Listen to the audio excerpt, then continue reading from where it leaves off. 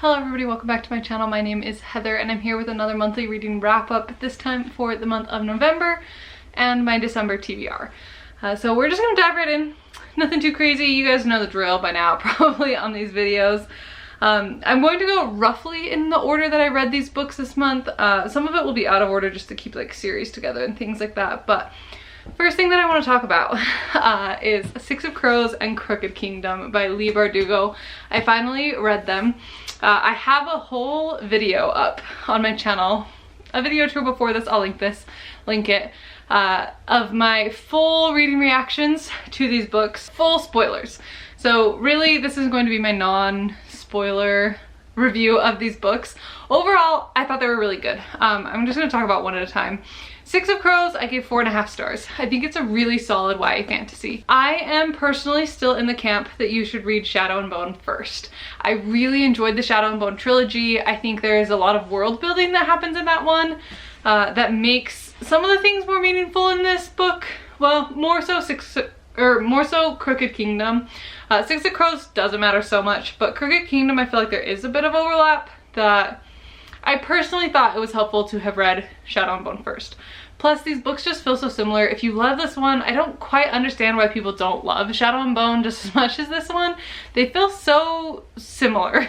Obviously different plots and different characters for the most part, but like writing style, era of YA fantasy that they feel so similar. This one is definitely a heist book where you are following this group of teenagers who have gotten together to try and break into one of the most secure palaces in the world and take something out. And you follow them as they form this crew, go on this heist. Definitely all very morally gray characters. They all have some issues for sure, but overall just really solid book. And Crooked Kingdom I also gave 4.5 stars. I think a great duology. It follows it up well. It's a solid sequel. This one definitely is less of a heist book and more of, I don't really know what to call this, gang war-esque book. There's some heist type things happening, but it's not necessarily like one big heist like the first book is. You get a lot more depth into some of the characters, which I really enjoyed, and I think the ending is satisfying. I definitely would have liked to see more of kind of the after. Like they go through this whole big plot line in this book and then it kind of ends and you don't really get to see the characters get some like peace and calm after all the craziness of this book, which I would have enjoyed. I definitely will be picking up King of Scars at some point. I'm very curious to see which, if any of these characters continue on in that, and if we get to see a little bit of those storylines in the King of Scars duology.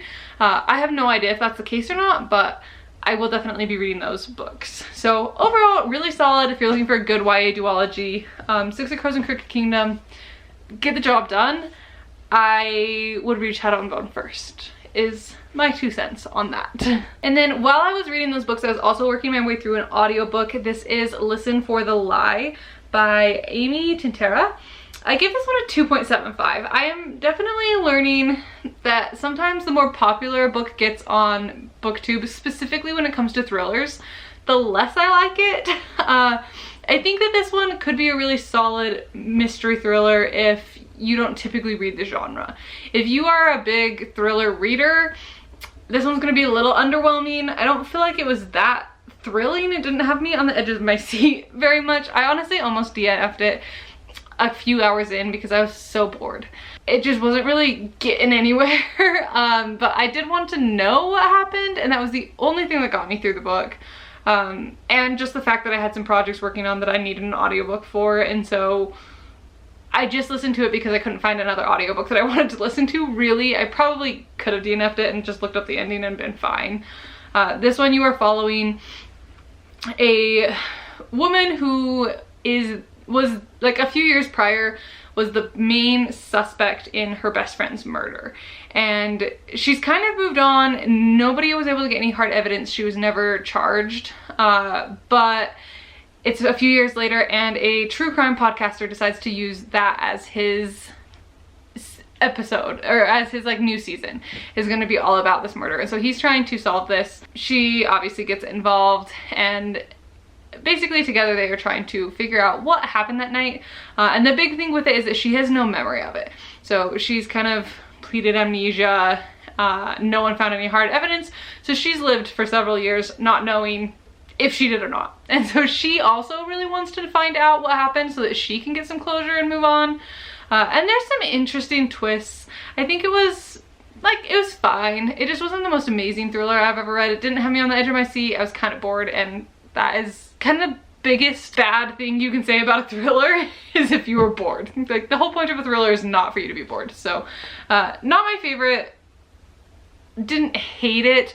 I also felt like there was just really weird plot line, I guess, where pretty much just everybody in this town is having sex with everybody else. And it just felt so unnecessary to the plot. Like, come up with a different type of conflict. Why does everybody have to be romantically involved in order to give them motive? Like, almost every single person's motive was that they were cheating on so-and-so with so-and-so, and they were like, and it was just this whole thing, and I was just like, come up with some different motives. Like, truly. There are other reasons out there why somebody might commit murder. It doesn't all have to be because they were cheating on someone. So that got a little old for me. Like, fine if you want to do that, like, once, but and like, I get that there might be small towns that are really like that, but it just felt like the author couldn't come up with another potential motive, and so everybody's motive was some kind of romantic relationship cheating situation, and it was kind of boring. And then the next book that I finished was A Foxglove by, who's the author of this one? Adeline Grace. This is book 2 in the Belladonna series, where you're following this girl who basically can see death, and ever since she was a baby she could, and her parents died when she was like a brand new baby. So she's been kind of passed from family member to family member, like foster homes type thing, and pretty much somebody dies every time she goes somewhere, and so she's kind of at her last option, and then some crazy stuff happens. She ends up solving a murder. That's book 1. Book 2 kind of follows up. It gets set up on end of book 1. There's another murder. She's kind of trying to solve it. Things get really messy between her and her cousin. Some stuff comes out that kind of got buried in book 1, and you see the fallout of that. And there's a very interesting new character that I don't know if it's a spoiler to say who it is, but it was intriguing. It wasn't quite as fun as I thought it was going to be. This one definitely had a lot more like drama, relationship stuff going on than like, let's solve the murder. So that part was a little frustrating because I was mostly there for the murder mystery. But so I gave it some 3.5 stars. It's fine. They definitely lean more towards romantasy, where it feels like the plot is all written around the romance, not so much the plot lines. Like, the plot is just there in order to facilitate this romance. It's kind of how it feels, and those aren't my favorite. So if you're like really into the romantasy thing, definitely these could be for you. I honestly also almost DNF'd this one because I was just getting really bored with it. But then some stuff happened at the end, and I really, if you had asked me at like the 75% mark, I would have told you I was not continuing the series. But then some stuff happened right at the very end, and I actually am really curious to see where that plotline goes with 2 certain characters. And so I will be reading the 3rd book. But they're not my favorite. It's not like my top YA fantasy series, but they're fine. If the lighting's crazy in this video, sorry. I am rapidly losing light in this winter, trying to film things after work. But the next book that I read was Thistlefoot, and this one and the next 2 books were in a video for reading my physical TBR, which will probably be the video after this. So if you want more in-depth thoughts, keep an eye out for my next book video. But this one is about basically Baba Yaga's grandchildren, great-grandchildren, have inherited her house, and you follow them on this whole adventure as they have to try and get along. They're kind of estranged and they have to get connected with each other. This one I thought was a YA fantasy, and then I read it and I realized that this is very much so an adult book.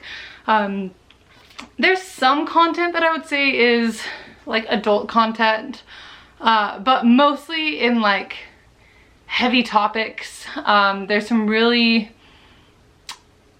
intense parts of this book that are hard to talk about without spoiling, but there's definitely some really heavy things about following basically Jews during like World War II and the pogroms and things like that. So some content that is probably written less YA, and there's some like other more like sex type things. They're not like actual sex scenes, but there's like stuff like that that's probably leans more adult, or like old YA is probably where I'd put it. Definitely not something you're gonna give to like a 12-year-old. So take that as you will, but I thought this book was fine. It wasn't like my favorite book ever. It's very lyrical. It's very descriptive writing. I gave it a 3.5. If you are a fan of The Night Circus, give this book a try. I think that people who like that writing style could also really enjoy this one. So that's my 2 cents on that. If you want a more in-depth review, keep an eye out for my next video.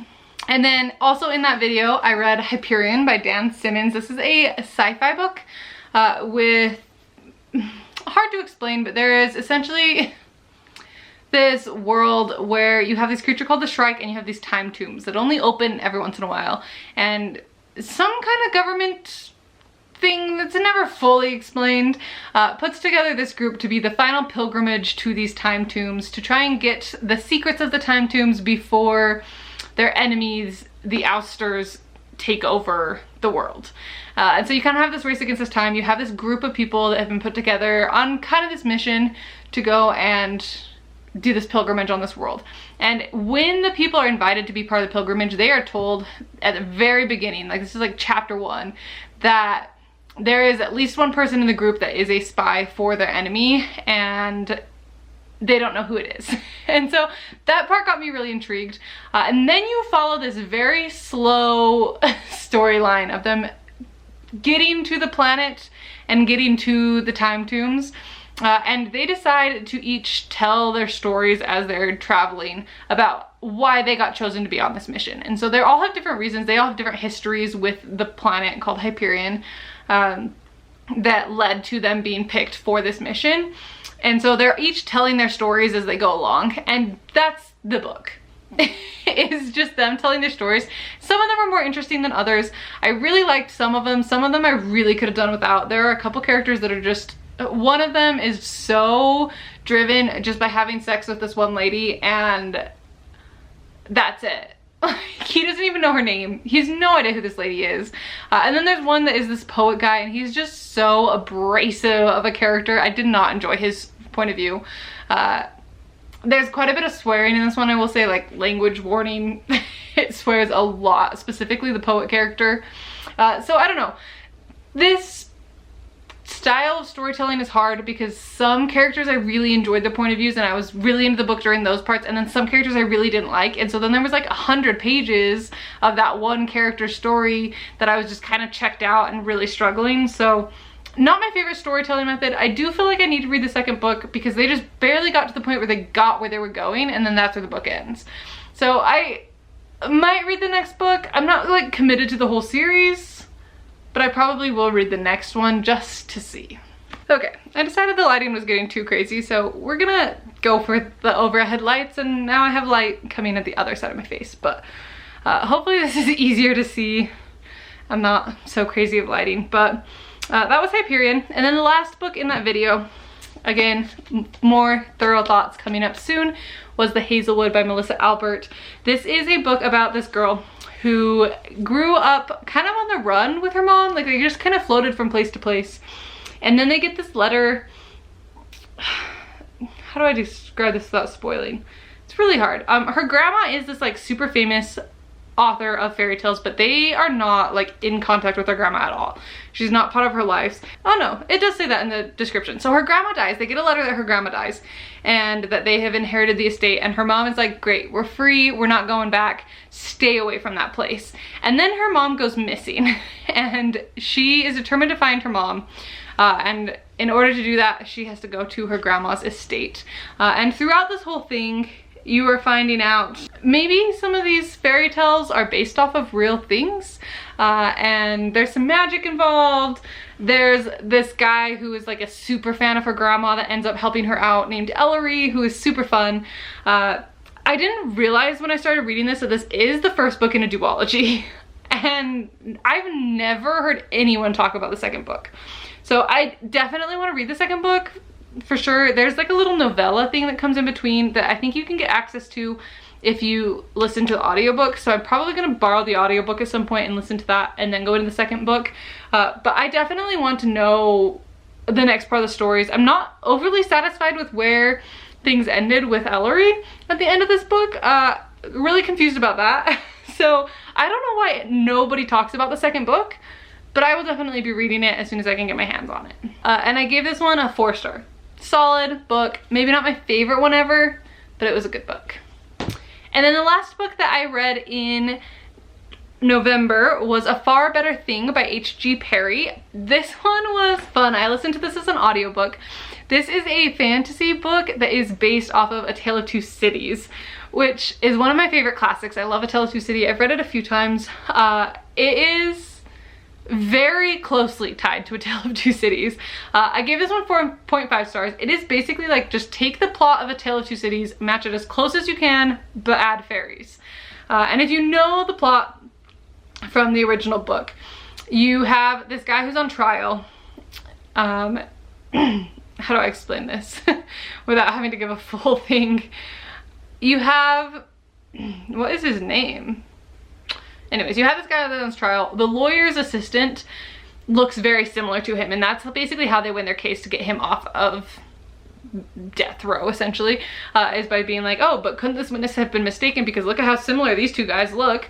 And so that's in the original book. This story takes it and twists that into basically that those two look really similar because the guy on trial is the changeling of the lawyer's assistant. And so then you kind of go on to this whole thing of adding fairies into it. Lots of the plot points hit this exact same. There's some additional things. I think the fun part about this is Carton, who's kind of the main character, there's several parts where you have big gaps in A Tale of Two Cities where you don't really know what he's up to. This fills in those gaps with like magic things. So it was fun, solid book. I really enjoyed it. It definitely, if you're a fan of Tale of Two Cities, you should definitely check it out. I think that this could be a good option if Tale of Two Cities intimidates you, because it can be a little bit confusing. Read this book, you'll get the plot in like more modern English, and then go read A Tale of Two Cities when you kind of already know what happens.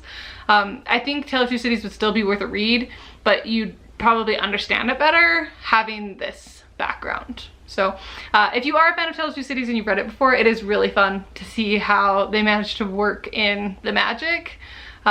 Really solid. The ending I thought was very satisfying. It is not, I don't know how to do this without spoilers, but I thought it was very well done.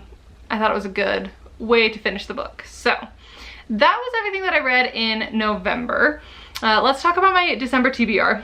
First up, I have 2 books that I'm actually in the middle of. I'm working on filming a video, and these were on my TBR for November, but I just didn't quite get to them. I didn't do as much reading over Thanksgiving break as I thought I would. The first one is The Beast by Oscar Martinez. This is a nonfiction book by an investigative journalist who went down and spent some time riding the rails on the Migrant Trail and documented his experience. So I'm like 60 pages in chapter 4. Yeah, almost 70 pages into this book. It's interesting so far. You'll get full thoughts in the video and next month's wrap up, but the other one that I'm partially through is Becca Lamb by Z. Edgill. Same video, same thing. I'm not very far into this one. I'm only 12 pages in, so don't really have a ton to say about this one. This is one of those literary fiction books that I have no idea what the plot is. So who knows? I will have better information for you later. And then the last one for that video is Unica Looking at the Sea by Fernando Contreras Castro. This one is set in the landfills in Costa Rica that people live in, and it's kind of just telling the story of that. Again, a lit fic, unclear plot. But it's mostly about people trying to survive living in this landfill, which should be interesting. More thoughts to come on that one. And then let me see, where's the rest of my list? The one audiobook that I already have on my radar for this month is 5 Total Strangers. This one is a thriller. Again, it's another one that's popular. I don't have high hopes for this book, but it feels wintry. It seems fitting, so I'm gonna try and listen to it. So that one's happening because I need an audiobook, and that's the next one that I'm gonna try. And then I have 3 more books for another video. If you can't tell, these are for Around the World in Books videos. First one is Co-Wives, Co-Widows by Adrienne Yabusa. I haven't checked how to pronounce names yet on this one.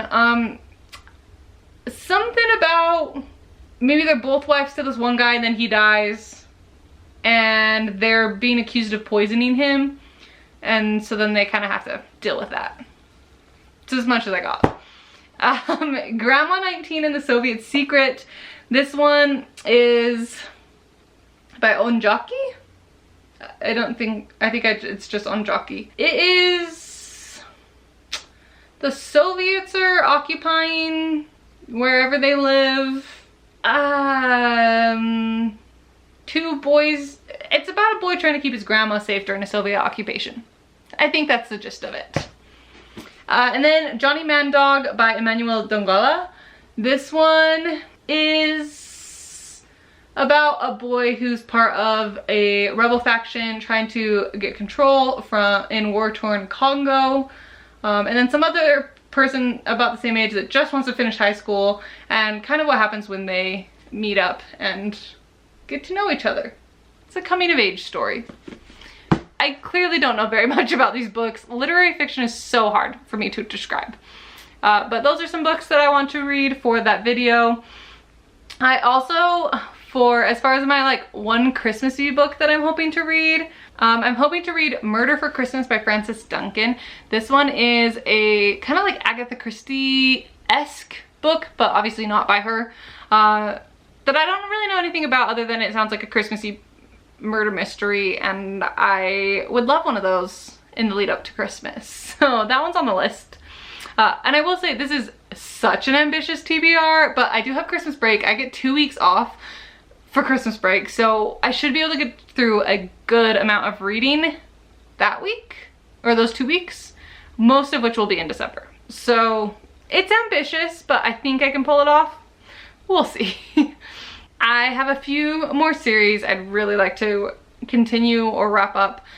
First one, Wisteria. We already talked about Belladonna. I don't need to explain. This is the 3rd book. I would like to finish that series before the end of the year. I would like to continue the Endersverse. This one is on my yearly TBR, and so I really would like to get to it. I've finished the original, like the main series, so like the Ender's Game quartet. And this is the next series within the universe that I'm going to read. This one kind of fills the gap between Ender's Game and whatever the second book is that I can't think of the name of right now. This one kind of fills the gap. You are following, I believe, Bean. If you've read Ender's Game, I think this book, Bean is the main character. I don't really remember much from Ender's Game. It's been a long time since I read it, but I think it'll be fine. And then I also want to read City of Glass. This finishes out. So from the reading order that I've gathered from the internet, you read kind of the first 3 books in this series as a trilogy, and then you jump to another trilogy, and then you come back to the last 3 books. So that's the plan I'm gonna do. City of Glass is the last one I need to do before I jump to whatever the other series is that talks about their parents. Very new to this whole world, but these ones are just such fast reads. It's not like the most amazing series I've ever read, but they're fun. You can binge them. They're a good time. So I will be reading that one. I'm not doing very good summaries. You can look up the books, what they're about. And then I also want to read Aurelia. Not sure if that's how you say that. This is the 2nd book to the Akarne series. I think it's called the Madoran Chronicles. And I read the first one not that long ago. Really enjoyed it. It's another YA fantasy. This girl tries to enroll in this boarding school and somehow gets sucked into a magical world. She's a little bit of like a chosen one situation. I don't know. There's a duo of boys that is her friends, and they're hilarious. I'm very excited to see where it goes. It's just like a fun book. And I don't feel like I read a lot of books that are just like fun. And so I definitely read a lot of like heavier, darker murder mystery thriller type books. So I'm excited for one that is just like a joyful, fun book. And then the last 4 books on my TBR all go together because I am going to try and read the first 4 books of the Harry Potter series. This is going to be a whole video. I have never read Harry Potter. And my husband thinks that it is time that I fix that. And so I'm going to split this into 2 different videos. I'm gonna read the first 4 in a video in December, and then the next, like the last 3 in another video, maybe in January, maybe February. We'll see how soon I get to it, but I will be reading Harry Potter. I don't feel like it needs more of an introduction than that. That will be happening. So that is my insanely ambitious TBR for the month of December. We'll finish the year really strong if I can manage to finish this. So I'm hoping that I managed to pull this off. There are other books that I would love to get to, but it just felt like way too much to put onto one TBR. So we're gonna get through this. And if I manage to have extra time, I will read some other books. But that is my plans for this last month of the year. I'm really hoping I can get through these books because I'm excited about all of them. So with that, I'm going to go ahead and end this video. Thank you so much for watching. I hope you enjoyed, and I will see you in the next one very soon. Bye.